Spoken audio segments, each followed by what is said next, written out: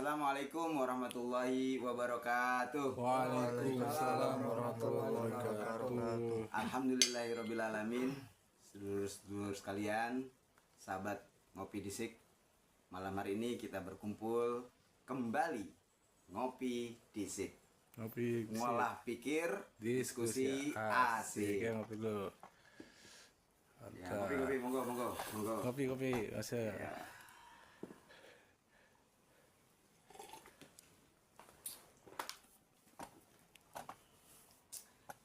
Sedulur sekalian, sebagaimana biasa, kalau kita ngumpul di sini ngolah pikir diskusi asik, tentunya kita berkumpul dalam rangka urun rembuk diskusi mengenai hal-hal yang sekiranya menjadi pertanyaan atau ganjalan dalam hati kita untuk mengetahui solusinya atau ya jawabannya. Itu biasanya kita diskusi di sini sambil ngopi, sambil ngolah pikir diskusi asik. Begini teman-teman, saya ada sedikit ganjalan mengenai tadi yang sedikit kita sudah ulas ya, amalan-amalan atau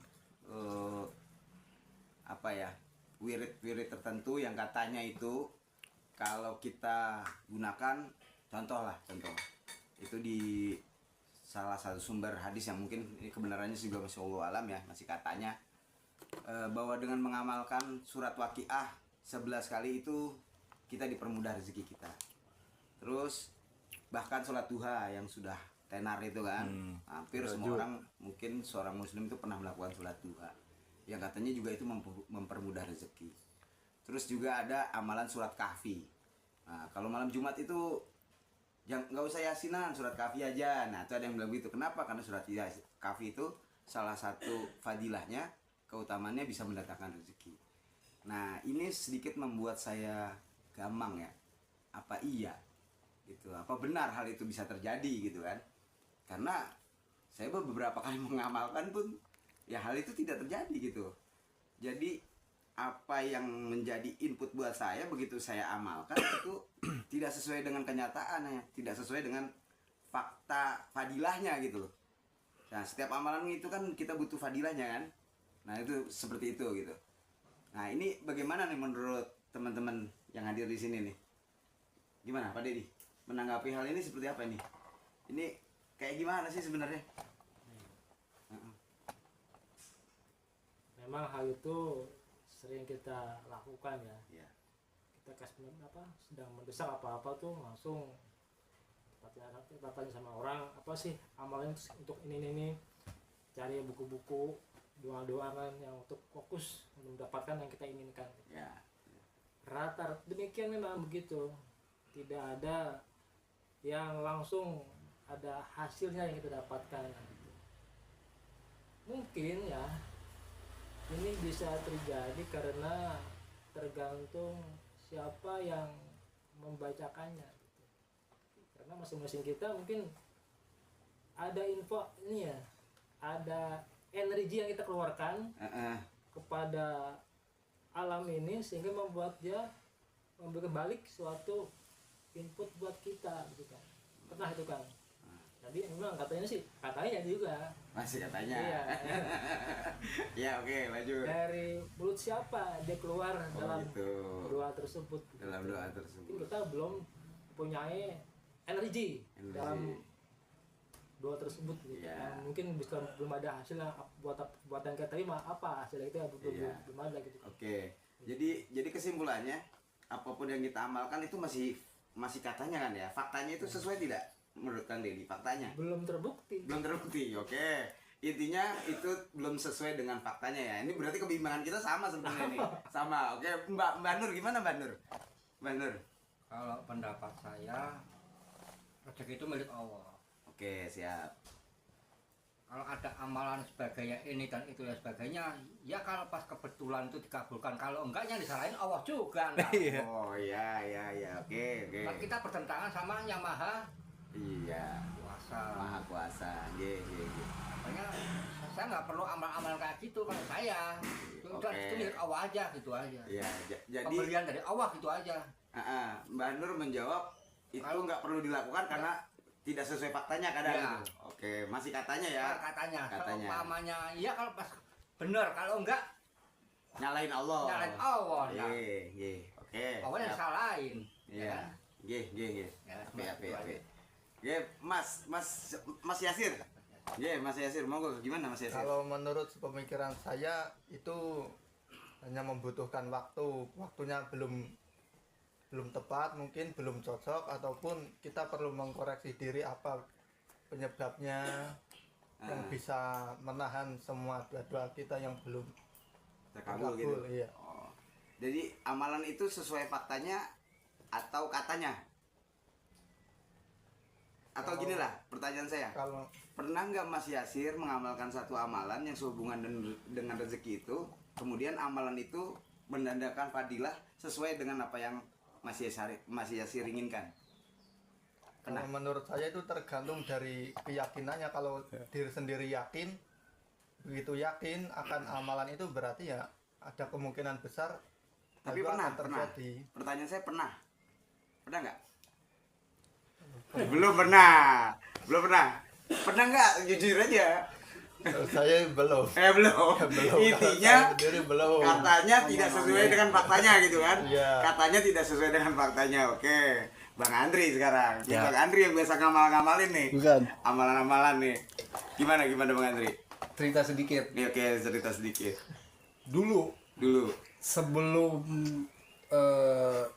itu tahun berapa, entah tahun 2015 apa ya, pernah kerja di Sebendera. Heeh. Pada saat itu di PHK. Heeh. Tapi kartu ATM itu Heeh. berarti kan masih ada, cuman udah kadaluarsa, Ada udah luar nggak aktif. oke. Suatu hari gitu. Itu pada bulan Ramadan. Oke. Subuh-subuh saya sama Mang Idris di bawah. Ini makanya ini antara memang bener sih menurut keyakinan gitu ya. Iya, Apa iya. entah memang itu kebetulan Allah mau ngasih jalan rezeki dari pas hari itu gitu kan. Iya. Ayah turun. Mm-mm. Ini bener-bener cerita nih bener. nih. Iya, oke. Pribadi Oke. bener. Lanjut. Subuh ayah turun. Heeh. Ngimamin sholat subuh lah. Heeh. Ya mungkin ya Allah datangin rezekinya Heeh. wasilah ayah ya. Nggak ada. Nah, tiba-tiba gitu ayah ngomong, Heeh. kalau mau bikin duit rindu gitu, Heeh. ayo kita main bareng-bareng aja gitu. Heeh. Cuman ini waluya gitu, waktu perlu ayah gitu. Heeh. Tiba-tiba di situ ya ada lah gitu kan ayah waktu itu saat itu memimpin itu saksinya Mang Idris sih. Heeh. Udah tuh, itu posisi saya nggak kerja kan. Heeh. 2 minggu lagi tuh mau lebaran. Mau lebaran. Dan saksinya bed juga. Iya. Terus? Pada saat itu udah kan tuh Heeh. selesai ayah yang mimpin lah gitu ya. Iya. Baik. Udah, saya pulang kan masih di rumah ibu. Gejolak tuh hati, itu bener tuh bisikan ada. Heeh. Lu ke ATM gitu. Heeh. Tapi pikiran saya mana mungkin gitu. Heeh. ATM gua kosong, udah mau merem. Heeh. Cuman disuruh bangun. Bangun. Ke ATM. KTM. Tiba-tiba iya kali ya gitu. Iya. Iseng-iseng aja gitu, emang lagi gak punya duit kan. Iya. Udah ngidupin motor, masa iya balik lagi ke bawah tuh. Mau turun gak jadi, apa mau ke ATM gak jadi, mau tidur lagi gak jadi, gejolak lagi. Akhirnya timbul hati gitu, yakin udah saya ke ATM ke Indomaret. Heeh. Itu mustahil lah itu. Heeh.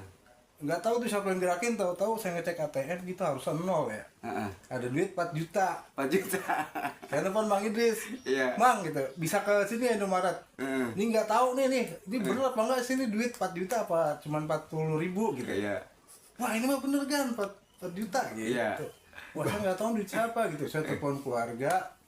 Akhirnya kata kakak saya, boro-boro mau ngasih gitu. Buat keluarga kakak aja lagi susah nih. Lagi susah. Oke. Udah saya ambil, ya udah Mang ya ini rezeki kali ya, iya gitu. Udah tuh. Heeh. Pada saat itu Mang Idris kan memang kalau setiap bulan puasa itu libur gitu. Udah kan, emang udah ada lah gitu kan. Iya. Akhirnya saya pulang, saya kasih duit. Heeh. Duit apa nih gitu kan. Heeh. Udah pegang aja pokoknya itu udah dari ayah gitu. Udah sampai nggak percaya. Iya. Terus kata Mit, bohong nih lu, jangan dari keluarga lu gitu. Aha. Di situ sempet cekcok nggak percaya gitu. Heeh. Ya kamu percaya telepon aja, dia telepon tuh keluarga saya bener nggak ada yang ngasih. Enggak ada yang Udah. ngasih. Sampai saat itu ya menurut saya sih yakin juga gitu sih, Yakin. menurut Mas Hasil benar. Ya.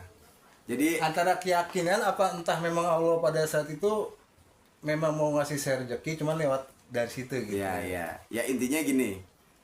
Kita masih katanya gitu. Tapi ada juga yang ngerasain faktanya gitu kan. Faktanya gitu. Nah, ini kan jadi makin gampang kita gitu kan. Ada yang ngejalanin tapi nggak dapet, tapi ada yang ngejalanin bahkan sekali nggak berkali-kali kan. Malah justru dapet gitu kan. Sesuatu yang di luar dugaan gitu kan, di luar dugaan bahwa rezeki itu bisa datang seketika gitu bila Allah mengendaki kan. Nah, udah tuh pada saat itu Ya. eh, Gimana? langsung dah sih saya buka makanan, jual makanan burung di bawah udah gitu. Oh, jadi malah sempat dapat usaha juga dari itu ya. Ya ada di situ ya hikmahnya gitu. Kalau usaha makanan burung di bawah tuh Ya, sempat. Ya, baik. Ya teman-teman udah menjawab semua apa yang menjadi unek-unek saya aja. Unek-unek saya. Diskusi ini kayaknya belum afdol ini. Belum selesai ini permasalahannya. Seperti apa sih sebenarnya ya? Begini Pak Yai. Menurut Bapak nih dari sekian banyak diskusi ini gitu kan, antara faktanya dan nyatanya itu seperti apa sih ketika kita melakukan suatu amalan itu? Soalnya ada yang kita rata-rata tidak berhasil gitu kan, tapi ada juga yang berhasil walaupun itu cuma sekali tuh. Itu. Kali. Ya, gimana? Ada 5 orang, Ye. yang 4 orang mengamalkan Heeh. gamang karena nggak hasil, Nggak hasil gitu, Pak. nggak sesuai diharapkan. Ada 1 yang katanya mengamalkan, Heeh. ya menurut dia anggapan dia itu suatu keberhasilan. Iya. Saya sendiri juga belum jelas waktu itu yang diamalkan apa. Oh gitu. Sot Maria. Selamat ya. Pada saat itu 11 kali ayah. Ya, oke. Ya. Saya dulu waktu kecil ya punya pengalaman, yang nggak kecil udah remaja lah, saya udah sekolah. Liburan ke tempat mbah saya lagi musim jagung. Biasa mbah saya ancung arep bakar jagung metik dhewe. Mm-mm. Metik jagung. Di mbah saya itu dulu nggak ada kompor, nggak ada itu, yang ada pawon namanya, yang dibuat dari tanah mbah. Mm-mm. Ini banyak kayu-kayu. Saya metik jagung, saya kupas, saya sender-senderin di kayu itu, saya tiupin pakai bambu. Saya bacain bismillah, bismillahirrahmanirrahim. Jadi, ya nggak matang-matang jagung kan. Iya. Mbak saya ketawa-ketawa sambil ngomong, Hmm. Cung, nak, itu biar kamu bacain bismillah 1000 kali, kamu tiup nggak bakal matang itu jagung. Bismillah ya bismillah, tapi golek blara. Blaranya disumet. Iya. Artinya cari blara itu, daun yang kering itu, daun kelapa kering, dinyalain, diempakkan situ. Ntar kalau udah nyala jadi bara, baru ditiup, bismillahirrahmanirrahim, tiup, nah ini jagungnya mateng. Kalau cuma ngandelin bismillah mutok, kamu nggak mau nyari api, ya jagungnya nggak mateng. Iya. Artinya begini loh, amalan itu karena wasilah ya, bacaan-bacaan itu. Dan bacaan itu sebaiknya ya, mestinya dipelajari lah. Iya.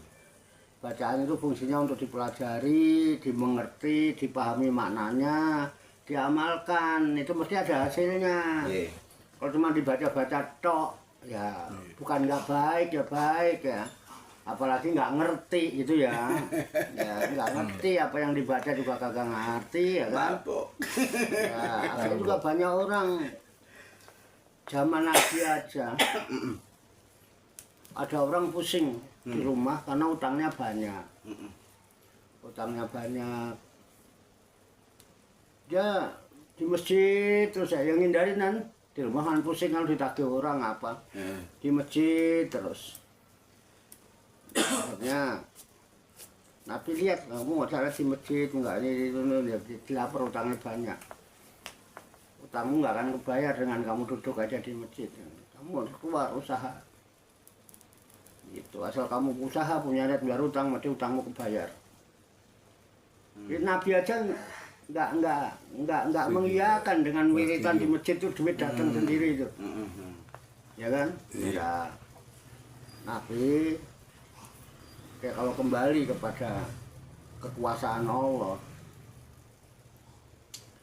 Allah kekuasaannya mutlak. Jadi nggak ada hal-hal yang nggak mungkin bagi Allah ya. Kalau mungkin aja. Ya bisa jadi kan itu yang masuk ATM itu mungkin apa uang jasa, uang pesangon yang lupa waktu berhenti kerja belum tersampaikan sehingga ditransfer ke itu gajiannya juga ditransfer ya kan. Sementara yang udah keluar kerja kan sudah lupa sampai ATM-nya nggak itu gitu. Sementara perusahaan ya menganggap dia masih punya hak yang belum Ditunaikan. itu waktu berhenti kerjanya itu mungkin disusulkan. Sementara yang di PHK yang berhenti kerja udah putus asa dulu, udah ngelukro nggak kepikiran masih bisa jadi kan. Ya itu biar bagaimana ya rezeki min Allah lah. Rezeki ya dari Allah bukan karena macam-macam. Yang paling bagus ya gitu. Ya amalin aja amalan yang bisa memindahkan rekening orang ke rekening kita. Begitu itu lebih baik daripada kita begitu kan 5 orang 1 banding 4 kan. Gitu ya. Banyak orang yang kadang-kadang orang mau buka usaha datang ke saya ya 1 minta doa, kedua minta amalan supaya dagangannya laris ya kan. Kalau barangnya minta penglaris tambah ya. Ya saya bilang kalau saya punya amalan bisa membuat dagang laris akan saya amalkan sendiri. Jualan apa aja tapi dagangan saya kan pasti laris saya punya amalan. Nanti kalau dagangan saya laris kan toko saya makin hari makin banyak bisa membantu saudara yang nganggur untuk jaga toko.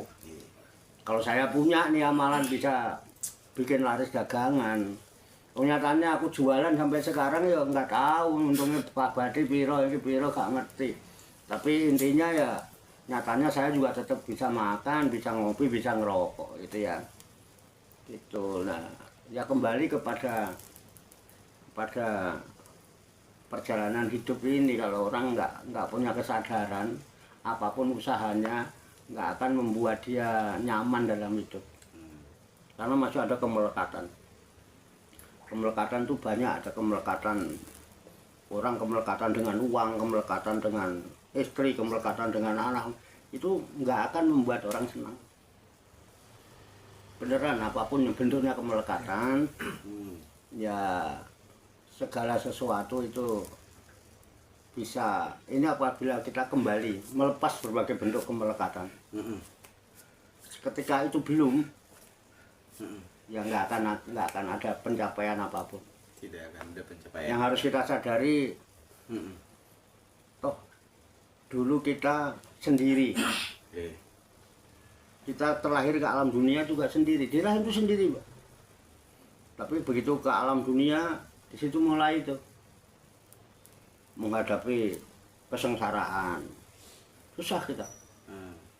Kita dididik dengan kekerasan. Beneran.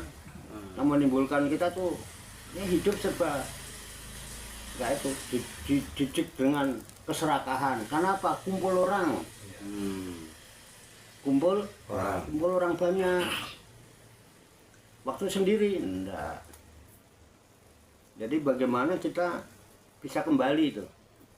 Jalan kembali menjadi orang yang asing, mengasingkan diri. Di situ semua akan kita dapatkan.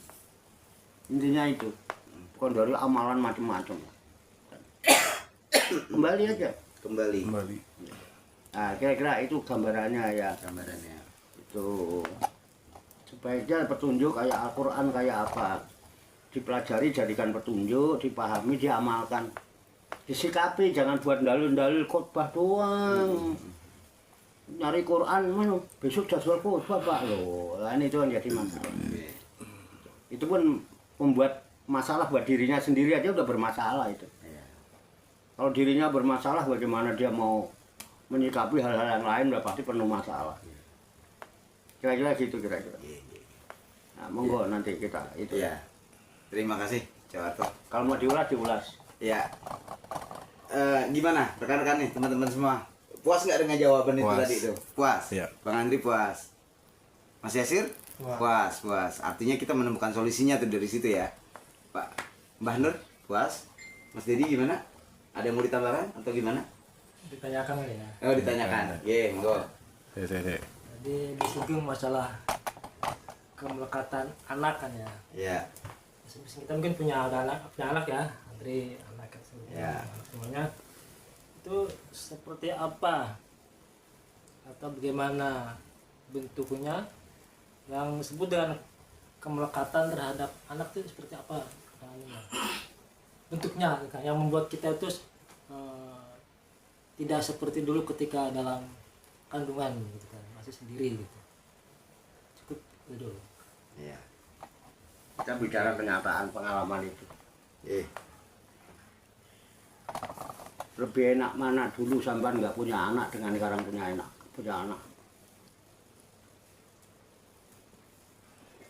Jujur.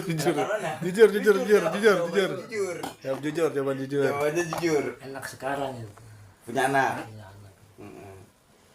Nah, sekarang punya anak. Oke.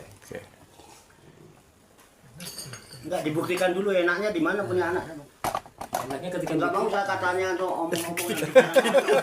Omong-omong tidak Saya tahu dikasih. ini mulutnya begitu tapi hatinya menderita. Saya nggak mau. Ketika bikin katanya. Hatinya penuh kegaluan, hatinya penuh. Saya nggak mau. Iya benar. Iya. Saya mau kenyataan. Jangan cuma diomong-omong. Iya. Enggak, saya nggak mau. Iki ya kita udah punya kode etik ya. Iya. Kita nggak mau ada bahasa diplomatik lagi. Iya. Jujur. Jujur. Dan saya pun akan jawab dengan jujur. Jujur. Monggo. Kalau dia punya alasan. Alasannya apa?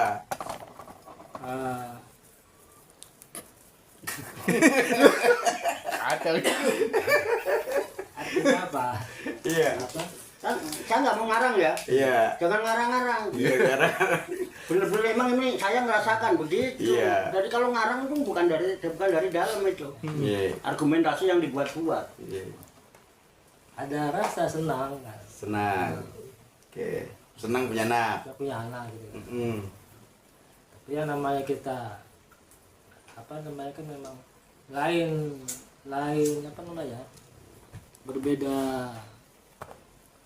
berbeda usia, berbeda apa gitu kan, sehingga ada yang dibahas apa? Bingung dia malah. Beda konteks. Senangnya di mana ketika punya anak itu senangnya? ya ada yang membantu apa-apa, tolong ambilkan, tolong beliin, tolong bantu ini bantu itu kan. Jadi ada yang bisa kita ajak bicara, kita bisa diajak untuk Ini benar tau nggak? Saya ragu. Saya juga pernah punya anak saya 4. Iya. Anak saya 4. Nah ini lah makanya karena kita berbeda-beda punya anak seperti apa gitu kan.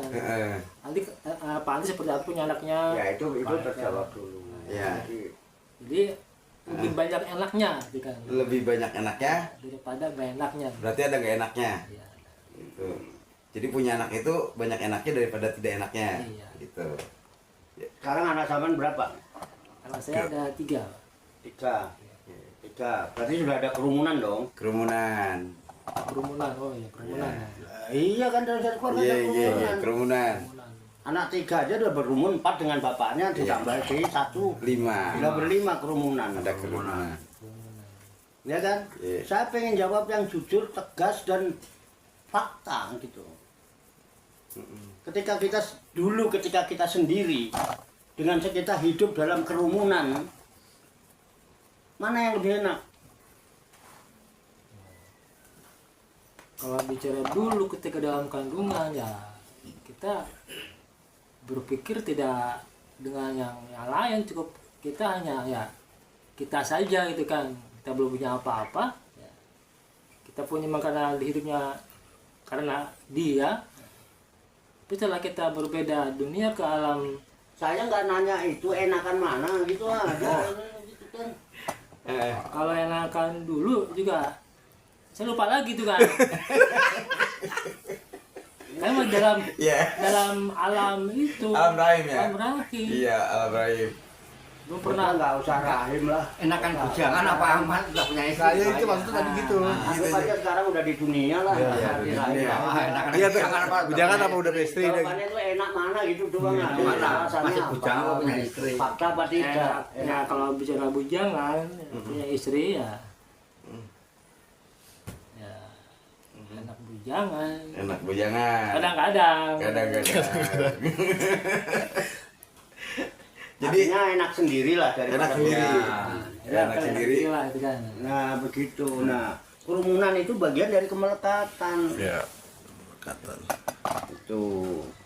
Ya kan ketika kita punya anak nggak bakal bisa senang. Ketika ada kemelekatan, ada nggak rasa takut kehilangan anak? ya ada sih. Itu kemelekatan namanya. Sekarang kalau anak hilang, oh menderita nggak? cariin Justru dampak dari kemelekatan, dampak dari kerumunan, itu kesengsaraan yang kita dapatkan. Anak enak kalau ada anak bisa diajak musyawarah, pret, mana diajak musyawarah. Saya ini bangun sampai 3 lantai nggak ada musyawarah dengan anak. Duh, Iya. sekarang nggak usah. Saya ngelihat anak saya embet, ya, punya anak Gio, berantem dulu. Mana senengnya? Mau makan berantem, mau mandi berantem, uring-uringan, bapaknya uring-uringan. Tolong jujur aja lah hidup ini. Coba bicara dengan kesadaran, jangan pakai pikiran, ruwet mutar-mutar nggak karuan. Sadarilah bahwa di saat kita asing dalam kesendirian itu jauh lebih indah, lebih nikmat dibandingkan dengan setelah kita sekarang ada kemelekatan. Kita dulu tidak pernah punya sifat serakah. Itu kumpul dengan orang banyak jadi serakah. Ketika kumpul orang banyak gini, saya pengen yang paling keren. Pakaian saya pengen yang paling keren daripada ini. Duit saya pengen yang paling banyak. Di masyarakat saya kepengen yang paling kaya.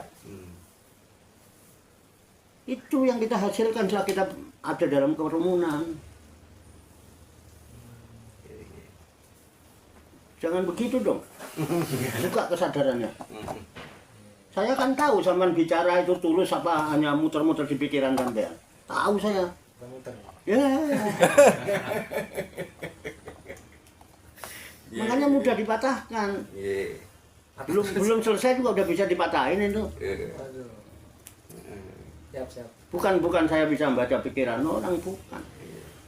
Itu bicara dengan kesadaran apa pikiran. Dia mau jawab itu mikir. iya masih kadang-kadang kan Saya nggak mikir mana anak enak, ada yang bisa diajak ngobrol. Bagaimana anda bisa ngobrol udah punya anak dibuang ke pondok? Kalau lu sedang punya anak ngapain anak lu jauh-jauhin ke sana? Iya benar. patah Kata. Ada. Iya, berarti enakan sendiri berarti ya. Itu. Kata. Ya, Nge. enggak dong, enggak. Jadi itu sebetulnya. oke Jadi kalau kita kepengen hidup nyaman, santai, apa? Kita harus bisa kembali menjadi asing. Kalau bahasa Ustadz Lukman yang dari Gotor, patu balil guroba, begitu jalurnya. Artinya, Berbahagia, beruntung, sukses lah orang yang dianggap asing. Tapi orang yang dianggap asing itu bukan berarti orang egois. Bukan. Itu sebabnya kenapa Nabi Muhammad itu mengasingkan diri. Waktu 15 tahun itu lebih kurang, bukan waktu yang sebentar. Apa Nabi Muhammad egois? Tidak. Dia bisa bermasyarakat tanpa kemelekatan. Nabi-nabi yang lain, para wali-wali. Nah tadi ada yang namanya, tadi apa nyebut-nyebut Al-Kahfi tadi. Al-Kahfi, Ashabul Kahfi. Apa yang kita tahu dengan Al-Kahfi itu? Cuman amalin Al-Kahfi berapa 10 kali mantu. Nanti utang sebanyak apapun akan terbayarkan. Begitu ngamalin Al-Kahfi malah diuber-uber. Tip kolektor. Itu yang namanya apa? Iya, pinjol. Pinjol. Pinjaman online. Pinjol itu tambah nambah malah bukannya kurang. Sampai ada yang curhat sama saya kok. Benjol yang tadinya cuma 100 juta, itu sekarang bisa jadi 600 juta. Sampai ujung-ujungannya apa? Iya. Waqiah diamalin, Al-Kahfi diamalin, itu benjolnya nambah lagi, bayar enggak. Akhirnya apa? Surat rumah, Iya. jual rumah. Karena kalau nggak ditutup, Makin gede. bukannya terbayar itu dengan Al-Kahfi, benjolnya nambah lagi. Itu fakta loh itu. Orangnya ada masih. Iya. Yang untuk hati saya. Nah, coba apa yang saya sampai tahu tentang Al-Kahfi itu? Nanti kalau tak tunjukin sebagian aja, sampai bengong nanti.